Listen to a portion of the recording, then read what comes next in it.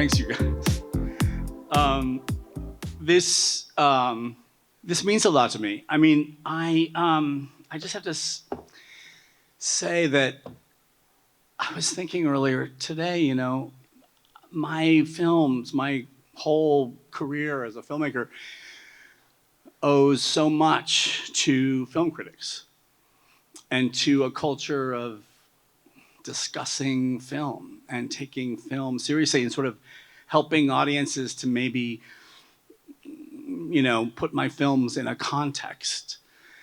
In 1987, I had just finished my first short that I made after leaving, moving to New York. This movie about an amazing pop singer, Karen Carpenter, who,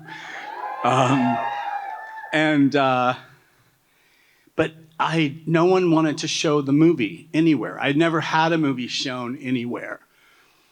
And I had worked in galleries in New York in the 80s as a preparator, and I knew how to do a press release.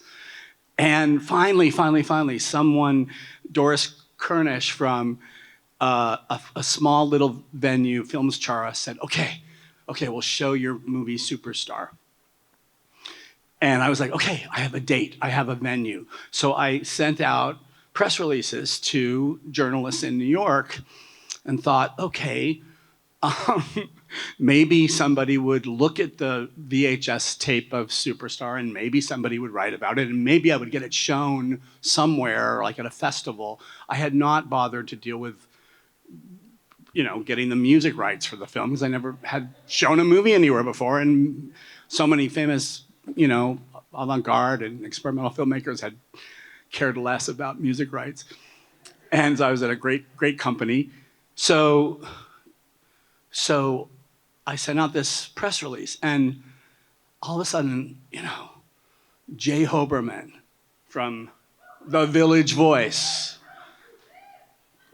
checks back and says, yeah, well, this is interesting. I want to check this out. And Barbara Kruger from Art Forum was like, yeah, this is interesting. I'm going to check this out. And those guys wrote about my 43-minute long film starring Barbie. Greta said the other 2 weeks ago, like, so sweetly at this thing we did together, she was like, Todd made the real Barbie movie is by Todd. But Jay Hoberman put his review of Superstar as the leading story in The Village Voice.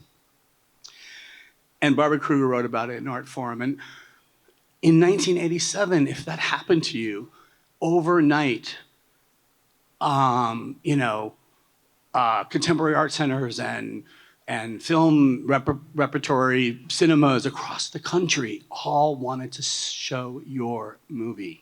And they did. And for like 1 year, I self-distributed Superstar in theatrical venues and semi-theatrical venues until the cease and desists eventually came, and I knew they would. But it was because of that I was able to get grants to make my first feature film, Poison. And Christine Vachon said, I want to produce your first film, Poison, because of Superstar. And we made Poison.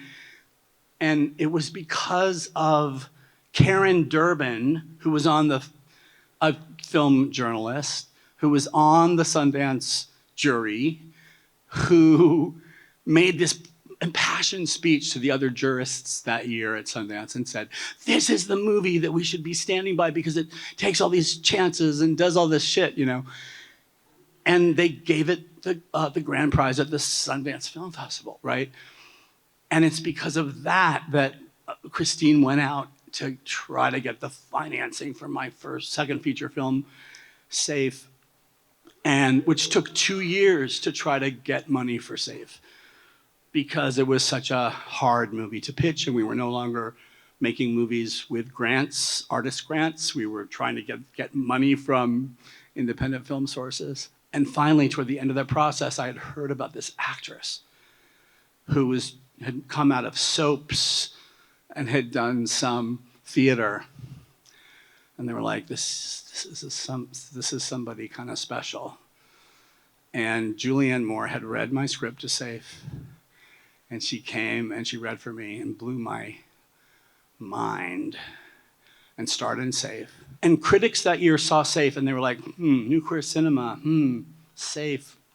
Didn't quite understand what it was. But the film critics came back and they saw it again and they were talking to each other about Safe, right?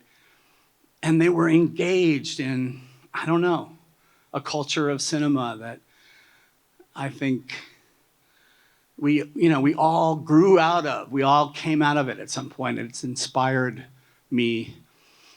And by the end of, it took a while, but they sat with Safe and they thought about it. And like by the end of the 90s, there was a Village Voice critics poll and all the critics picked Safe as their favorite film of the 90s.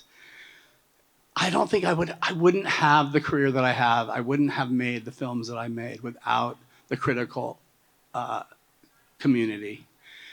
I wouldn't have been able to do what I've done without the indefatigable Christine Vachon as my producer, who's produced every film I've made since, and finally taking me with Julianne Moore, who started my career with Safe, and we just did May December, and we just took May December to Cannes, and it was the first time that we premiered a movie in a festival and had no distributor, because we made it very cheap, very quickly, in that same sort of spirit of independent filmmaking.